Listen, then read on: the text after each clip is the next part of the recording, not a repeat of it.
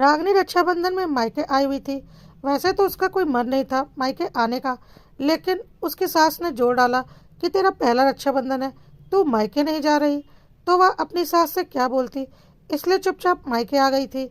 मायके में रागनी की भाभी को रागनी की माँ ने बिल्कुल दुल्हन की तरह बना रखा था। रागनी की भाभी जेवरों से ऊपर से नीचे तक लदी हुई थी और काफी भारी जेवर पहन रखे थे, जिसे रागनी देख रही थी और हैरान हो रही थी। रागिनी की माँ ने रागिनी को देखा और बोला, इस तरह से क्या देख रही है? क्या अपनी भाभी को नजर लगाएगी? क्या तुझे जलन हो रही है अपनी भाभी के जेवर देखकर कि तेरे पास इतने जेवर नहीं है? यह तो नसीबों की बात होती है। तेरी भाभी को इस घर में आना था, यह उसका नसीब था और उसे इतने जेवर मिलने थे और मेरी बहू बनना था। मेरे खानदान का वारिस पैदा किया है उसने, तो उसका तो हक बनता है। अब तेरा क्या नसीब है वह तो तू जाने और तेरी सास जाने। रागिनी को अपनी माँ की बातें सुनकर ऐसा लगा जैसे किसी ने गर्म पिघला हुआ शीशा रागिनी के कानों में डाल दिया हो। कोई इतना कड़वा कैसे बोल सकता है, वह भी अपनी सगी बेटी को? लेकिन रागिनी ने तो बचपन से यह सब कुछ देखा था। उसकी माँ के लिए बेटी के कोई मायने नहीं थे। उसके खानदान में यही सब कुछ चलता था कि बेटा ही सब कुछ है। बेटियां तो बस इस घर से लेकर दूसरे घर चली जाएंगी, इसलिए बेटे बहू ही उसके घर में मायने रखते थे। बेटियों का कोई अस्तित्व नहीं था। रागिनी की दादी ने भी शुरू से यही किया था। रागिनी की बुआ का कोई मूल्य नहीं था। रागिनी की दादी के लिए बस रागिनी के माता पिता मायने रखते थे और रागिनी के माता पिता ने भी अपने खानदान की इस घटिया परंपरा को निभाते हुए आगे बढ़ाया था। बचपन से ही रागिनी को माँ बाप का कोई खास प्यार नहीं मिला था और ना ही कोई सुविधा मिली थी जैसे कि उसके भाई को मिलती थी। बस उसके माँ बाप उसे पाल पोस रहे थे, यह सोचकर कि इसे तो दूसरे घर भेजना है, इसके ऊपर क्या खर्च करना। रागिनी की भाभी जब आई थी तो रागिनी को लगा था कि भाभी उसकी दोस्त बनकर रहेगी, लेकिन भाभी ने अपने ससुराल का माहौल देखते ही भाप लिया था और उसने भी रागिनी की तौहीन करनी शुरू कर दी थी। उसे समझ में आ गया था कि इस घर में रागिनी की कोई कीमत नहीं है और उसके सास ससुर सिर्फ और सिर्फ अपने बेटे बहू के बारे में ही सोचेंगे। रागिनी को मायके में कभी कोई सुख नहीं मिला था और ना ही कोई संपत्ति। बहुत ही कम पैसों में रागिनी की शादी उसके माँ बाप ने कर दी थी। रागिनी को एक नज़र में देखते ही रागिनी के सास ने पसंद कर लिया था। किसी शादी में उन्होंने रागिनी को देखा था और रागिनी के लिए रिश्ता भिजवा दिया था। जब रागिनी के माँ बाप ने देखा कि रागिनी के लिए खुद लड़के वालों की तरफ से रिश्ता आया है, तो उन्हें लगा अब तो रागिनी लड़के वालों को पसंद है, तो हम इसकी शादी में फालतू के पैसे खर्च क्यों करें। और उन्होंने सोचा चलो इसकी खूबसूरती किसी काम तो आई। उन्होंने बहुत ही कम पैसों में रागिनी को ब्याह करके ससुराल भेज दिया था और रागिनी की सास को तो बस रागिनी चाहिए थी अपने बहू के रूप में। रागिनी विदा होकर अपने ससुराल आ गई थी। रागिनी को उसके ससुराल में बहुत प्यार सम्मान मिला था, लेकिन रागिनी ने आज तक अपने ससुराल में यह नहीं बताया था कि मायके में उसके साथ कैसा व्यवहार होता है और उसके मायके में बेटियों के कोई कीमत नहीं है। उसे लगता था कि यदि वह अपने ससुराल में अपने मायके की बुराइयां करेगी तो ससुराल में भी उसका कोई इज्जत नहीं रह जाएगी और फिर उसकी ज़िंदगी खराब हो जाएगी। इसलिए वह कभी भी अपने मायके की बुराइयां अपने ससुराल में नहीं करती थी। रागिनी के ससुराल का माहौल बहुत ही अच्छा था। रागिनी की भी एक ननद थी जो कि शादीशुदा थी, लेकिन रागिनी के ससुराल में ऐसा कुछ भी नहीं था कि बेटे और बेटी में भेदभाव किया जाए। रागिनी की ननद का रागिनी के ससुराल में बहुत मान था और उसे उसके माँ बाप भाई और अब रागिनी भी बहुत मानते थे। उसे काफ़ी कुछ देकर रागिनी की सास ने विदा किया था और जब कभी भी उसकी ननद मायके आती तो उसके सास ससुर उसे विदा करते वक्त बहुत कुछ देते थे। बहुत मान था रागिनी के ससुराल में बेटियों का, जो कि उसके मायके में बिल्कुल नहीं था। रागिनी की माँ ने आज जब रागिनी को ताना मारा कि वह अपनी भाभी के जेवरों को देखकर जल रही है, तो रागिनी की आंखों में आंसू छलक आए कि कैसी माँ है उसकी, कितनी बदनसीब है वह माँ बाप और भाई के मामले में। तभी रागिनी का फ़ोन बजा। उसकी सास का फ़ोन था। उसने बोला, बेटा अगर तूने राखी बांध ली हो तो जल्दी से आ जा, तेरी ननद तेरा इंतज़ार कर रही है, यहाँ भी तो राखी बंधवानी है। रागिनी ने बोला, हाँ मम्मी मैं तुरंत आ रही हूँ, यहाँ पर मैंने राखी बांध ली है, कहकर रागिनी जाने लगी। रागिनी अपनी शादी के बाद पहली बार मायके आई थी, लेकिन रागिनी के मायके वालों से उसका मान सम्मान नहीं किया गया। जाते वक्त माँ ने उसे बस एक 500 रुपये का शगुन का लिफाफा पकड़ा दिया और राखी पर भाई ने भी बस 500 रुपये पकड़ा दिए। उनके हिसाब से बेटियां तो बस लेने के लिए पैदा होती हैं, उन्हें कितना दिया जाए। रागिनी ने बोला, मैं जा रही हूँ, मम्मी मेरा इंतज़ार कर रही है, और रागिनी चली गई। उसके भाई भाभी उसे बाहर तक छोड़ने के लिए नहीं आए, इतना घमंड था उन्हें। आज रागिनी को बहुत अपमान महसूस हो रहा था। शादी के पहले जो होता था वह तो उसने बर्दाश्त कर लिया, पर अब वह शादीशुदा थी। उसे यह बेइज्जती अब बर्दाश्त नहीं हो रही थी। उसे लगा था अब उसकी शादी हो गई है तो शायद जब वह मायके जाए तो वहाँ का माहौल अलग हो, पर ऐसा कुछ नहीं था। आज रागिनी को बहुत ही ज़्यादा अपमान महसूस हो रहा था, जो कि उसके चेहरे पर साफ दिखाई पड़ रहा था। रागिनी अपने ससुराल पहुंच चुकी थी, पर उसका चेहरा देखकर उसके ससुराल वालों को समझ में आ गया कि कुछ ना कुछ बात तो जरूर है। उसके पति और सास ने रागिनी से पूछा, क्या हुआ, कुछ हुआ है क्या? तो रागिनी ने बोला, नहीं कुछ नहीं, और वह राखी बंधवाने के लिए अपने पति के साथ बैठ गई। रागिनी की ननद ने रागिनी और अपने भाई को राखी बांधी। रागिनी के पति ने तुरंत अपनी जेब से 11,000 रुपये निकालकर ननद को दे दिए, जिसे रागिनी देखती रह गई। उसे तो यकीन नहीं हुआ कि कोई घर की बेटियों के लिए इतना भी कर सकता है। तभी रागिनी की सास एक जेवर का डिब्बा लेकर आई और रागिनी के हाथ में देकर बोली, इसे अपनी ननद को दे दो। रागिनी ने खोल कर देखा, उसमें एक सोने की चेन थी। रागिनी ने उसे अपनी ननद को दे दिया। रागिनी की ननद बहुत खुश हो गई और बोली, वाह, राखी पर तो मेरी मौज हो जाती है। और रागिनी के ससुराल में सब हंसने लगे।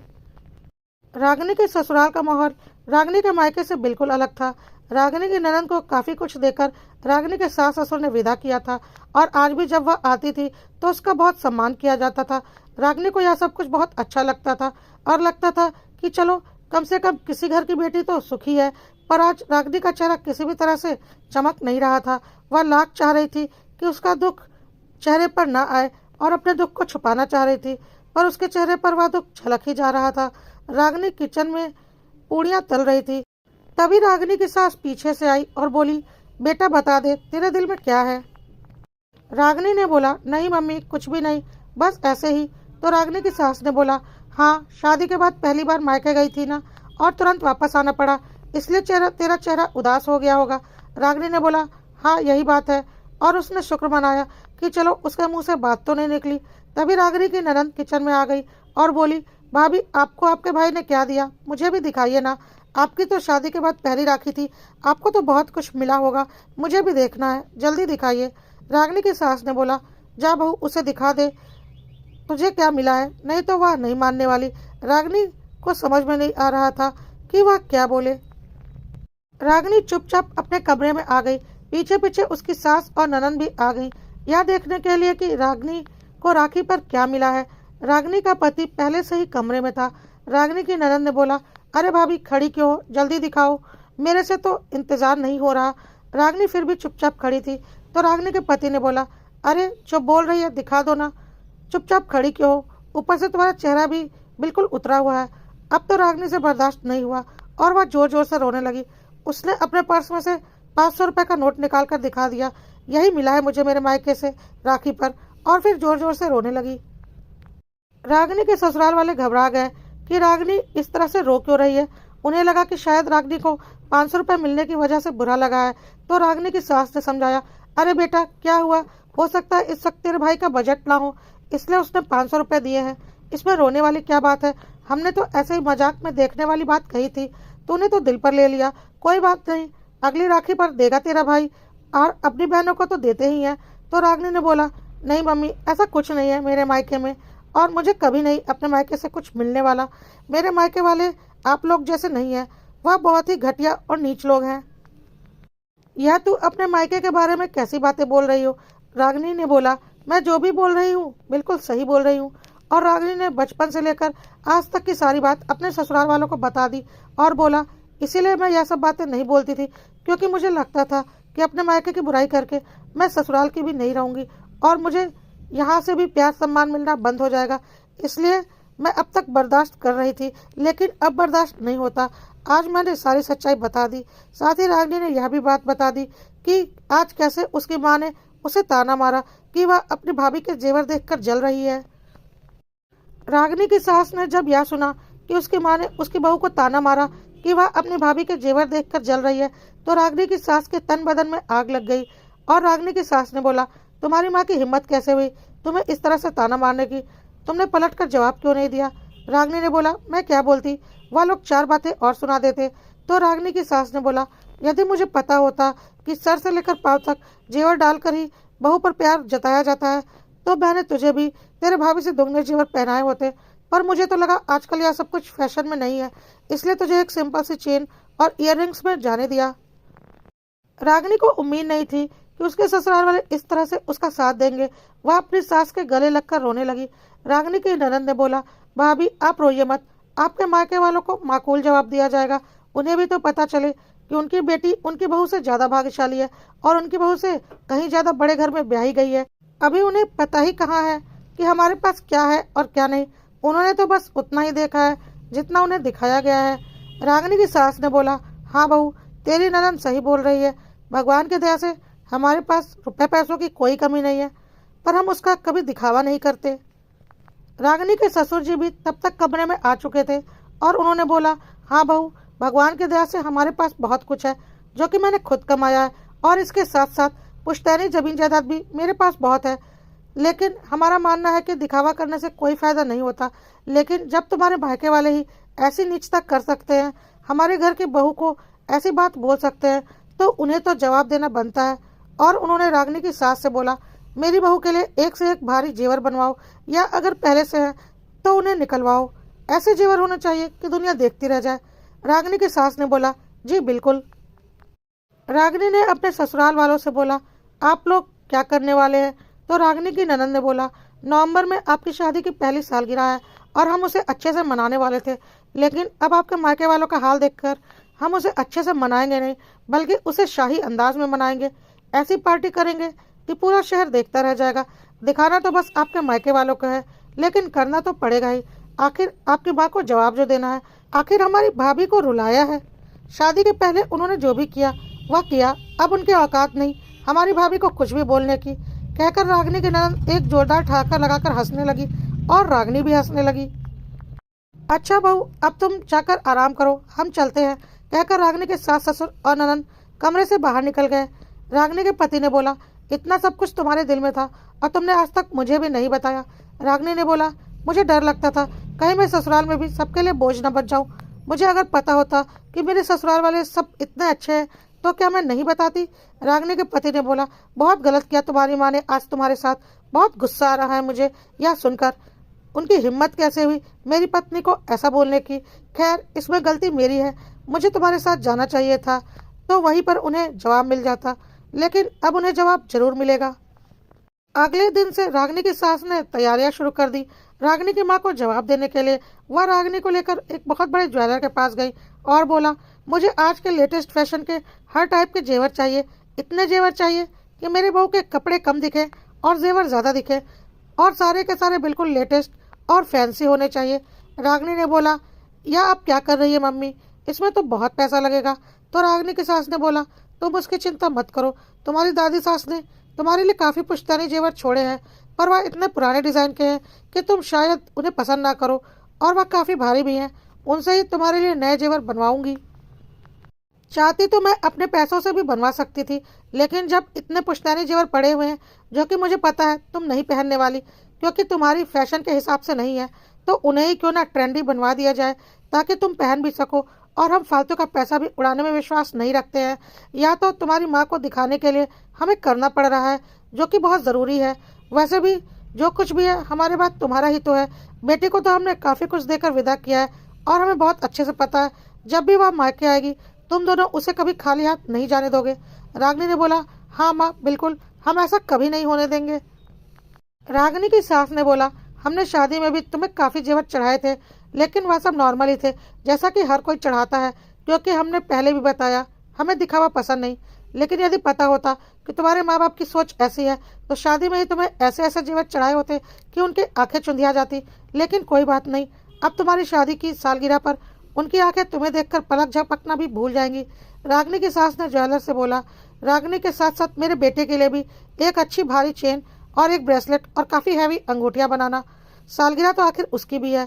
ज्वेलर ने बोला, बिल्कुल, आपको सब कुछ समय पर मिल जाएगा।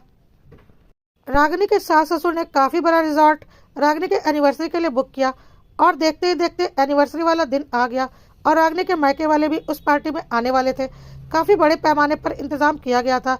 आने वाले मेहमानों का कहना था, या तो आपने शादी से भी ज़्यादा अच्छा किया है, लगता है बहुत अच्छी बहू मिली है, उसकी खुशी में आपने इतनी बड़ी पार्टी की है। तो रागिनी के सास ससुर ने बोला, बिल्कुल, हम नसीब वाले हैं जो हमें रागिनी जैसी बहू मिली तो उसका तो हक बनता है ऐसी पार्टी के लिए। तभी रागिनी के माँ बाप और भाई भाभी भी आ गए। रिजॉर्ट के अंदर घुसते ही उन्हें यकीन नहीं हुआ कि कोई ऐसी पार्टी मैरिज एनिवर्सरी के लिए दे सकता है। इतना पैसा सिर्फ एक एनिवर्सरी पार्टी के लिए फूंक दिया। रागिनी की माँ तो अपनी आदत के अनुसार अपनी बहू को जेवरों से लाद कर लाई थी और उसकी माँ के हिसाब से उसकी बहू से ज़्यादा जेवर तो किसी ने नहीं पहने होंगे और रागिनी ने तो बिल्कुल भी नहीं। उसकी माँ तो अभी भी यही सोच रही थी कि भले ही इतने बड़े रिजॉर्ट में पार्टी कर ली पर पहनने ओढ़ने में तो मेरी बहू से पीछे ही होगी। इसी गुमान में उसके मायके वाले अंदर गए और रागिनी और उसके पति से मिलने के लिए स्टेज पर गए। रागिनी और अपने दामाद को देखकर रागिनी की माँ देखती ही रह गई और रागिनी की भाभी तो मानो पागल ही हो गई। रागिनी और उसके पति ने बहुत महंगे डिज़ाइनर कपड़े पहन रखे थे, साथ ही साथ उसके सास ससुर और ननद ने भी बहुत महंगे डिज़ाइनर कपड़े पहन रखे थे। रागिनी बिल्कुल लेटेस्ट ट्रेंडी फैशनेबल ज्वेलरी से भरी पड़ी थी और सारी ज्वेलरी एक से बढ़कर एक थी और बिल्कुल लेटेस्ट थी। साथ ही देखकर पता चल रहा था कि काफ़ी महंगे भी हैं। रागिनी की भाभी के जेवर तो रागिनी के जेवरों का 10वां हिस्सा भी नहीं थे। रागिनी की माँ और भाभी तो रागिनी को देखते ही रह गए। ऊपर से उनके दामाद ने भी काफ़ी मोटी चेन और अंगूठियाँ और सोने की ब्रेसलेट पहन रखी थी, जो कि रागिनी के भाई देखता ही रह गया क्योंकि उसने जेवर के नाम पर कुछ भी नहीं पहना था। रागिनी के मायके वालों को यकीन नहीं हो रहा था रागिनी की किस्मत पर, क्योंकि उसकी माँ के हिसाब से तो उसकी बहू सबसे ज़्यादा किस्मत वाली थी। तभी रागिनी की सास वहाँ आ गई और बोली, क्या समधन जी, क्या हाल चाल है। रागिनी के ऊपर से बिना नजर हटाए रागिनी की माँ और भाभी ने रागिनी की सास का अभिवादन किया और बोला, सब ठीक है। रागिनी की सास तो बस इसी मौके की तलाश में थी। उन्होंने बोला, अरे ऐसे क्या देख रही है आप और आपकी बहू, मेरी बहू और उसके जेवरों को। अरे मेरी बहू को आप दोनों नजर लगाएंगे क्या। रागिनी की माँ और भाभी को जोर का झटका लग गया। रागिनी की माँ ने बोला, यह कैसी बातें कर रही हैं आप। तो रागिनी की सास ने बोला, क्यों, आपने भी तो राखी पर ऐसी ही बातें की थी, यह उसी का जवाब है। तो रागिनी की माँ ने बोला, मैंने जो कुछ कहा था अपनी बेटी से कहा था। और रागिनी की सास ने बोला, जी नहीं, आपने जो कुछ भी कहा था मेरी बहू से कहा था और मेरी बहू को गलत बोलने वालों को मैं जवाब जरूर देती हूँ। रागिनी के माँ और भाभी के पास चुप रहने के अलावा कोई विकल्प नहीं था। उन्होंने जो गिफ्ट लाया था वह रागिनी को पकड़ा दिया। शायद एक साड़ी का डब्बा था जो कि रागिनी को पता था कि कोई रखी हुई पुरानी साड़ी पैक करके दे दी होगी। रागिनी ने उसे ले लिया और चुपचाप साइड में रख दिया। तभी रागिनी के सास ससुर ने एक ज्वेलरी का डिब्बा रागिनी को पकड़ाया उसकी एनिवर्सरी गिफ्ट के तौर पर और उसे खोलने के लिए कहा। रागिनी ने जब डिब्बा खोला तो उसमें से एक डायमंड का सेट निकला, जिसे देखते ही सबकी आंखें चुंधिया गई और सारे मेहमानों ने बोला, वाह, रागिनी के तो मजे हैं। रागिनी के सास ससुर इसे कितना मानते हैं, बहुत ही भाग्यशाली लड़की है, इससे अधिक भाग्यवान लड़की तो होना मुश्किल है और ना जाने क्या क्या। और तभी रागिनी की ननद स्टेज पर आ गई और बोली, बिल्कुल, मेरी भाभी तो बहुत भाग्यशाली लड़की है, इतना भाग्यवान होना हर किसी के बस की बात नहीं होती। रागिनी की ननद ने जानबूझकर यह बात रागिनी की माँ और भाभी की ओर देखकर बोला और वह चुपचाप रागिनी और की ननद और सास को देख रही थी। वह बोल भी क्या सकती थी। उसके बाद रागिनी की सास ने एक डब्बा रागिनी की ननद को भी पकड़ाया और बोला, तेरी शादी हुए तो कई साल हो गए हैं और अब तो तू अपनी एनिवर्सरी मनाती नहीं, लेकिन इस बार तू यहाँ है और अगले महीने तेरी भी एनिवर्सरी है, तो तेरे लिए यह गिफ्ट। रागिनी की ननद ने जब गिफ्ट खोला तो उसमें भी सेम टू सेम वही डायमंड का सेट था। रागिनी की ननद ने जब डायमंड का सेट देखा तो वह खुशी से चिल्ला पड़ी, अरे वाह, सेम टू सेम मेरे लिए भी। तो रागिनी की सास ने बोला, बिल्कुल, हम बेटी और बहू में फर्क नहीं करते, जब बहू को दिया है बेटी को भी देंगे। बेटी को माँ बाप आखिर देते ही क्या है, यही थोड़े बहुत गिफ्ट्स, बाकी तो पुश्तैनी संपत्ति और जमीन जायदाद तो बेटे की ही होती है, तो बेटी को देने के लिए इतना सोचना क्या। वैसे भी कहावत है, बेटी को जितना दोगे उतनी ही बरकत होगी। जो लोग बेटियों को देने से भागते हैं और ऐसा करते हैं वे आज नहीं तो कल इसका फल जरूर भोगते हैं। आखिर क्यों बेटियों को बोझ समझते हैं, बेटियां नहीं होंगी तो बहुएं कहाँ से आएंगी। रागिनी की सास ने यह सारी बात रागिनी की माँ की ओर देखकर बोला। रागिनी की ननद ने बोला, मुझे तो गिफ्ट्स वगैरह से उतना मतलब नहीं, बस मायके में सम्मान मिलना चाहिए और जीवन भर मेरा मायका बना रहना चाहिए। तो रागिनी ने बोला, बिल्कुल नंदन जी, जीवन भर आपका मायका ऐसे ही बना रहेगा और आपके भाई भाभी हर कदम पर आपके साथ खड़े मिलेंगे। जिस तरह से एक बहू के रूप में मैं बहुत भाग्यशाली हूँ और मुझे ऐसे सास ससुर और ननद मिले हैं और ऐसा ससुराल मिला है, वैसे एक बेटी के रूप में आप बहुत भाग्यशाली हैं कि आपको इतना अच्छा मायका मिला है, इतने अच्छे माँ बाप और भाई मिले हैं और अब भाभी भी, हर बेटी इतनी भाग्यशाली नहीं होती, कहकर रागिनी ने अपनी ननद को गले से लगा लिया, अपनी माँ की ओर देखते हुए। रागिनी और उसके ससुराल वालों ने आज रागिनी के मायके वालों को मखमल में चप्पल लपेट लपेट कर मारा था और उनके पास कोई भी जवाब नहीं था। इतना अंदाजा तो उन्हें लग चुका था कि रागिनी के पास उनसे 10 गुना ज्यादा पैसे हैं। साथ ही साथ रागिनी की सास ने यह भी एहसास दिला दिया था कि रागिनी का भाग्य उनकी बहू के भाग्य से कहीं ज्यादा अच्छा है। रागिनी के मायके वालों ने चुपचाप खाना खाया और वहां से जाने लगे। रागिनी ने अपने पति को बताया था कि उसके भाई भाभी उसे बाहर तक छोड़ने नहीं आए थे, पर रागिनी अपने मायके वालों को छोड़ने के लिए जा रही थी कि उसके पति ने उसका हाथ पकड़ लिया और इशारों में उसे मना कर दिया और रागिनी रुक गई, क्योंकि ससुराल वालों ने ही समय पर उसका साथ दिया था।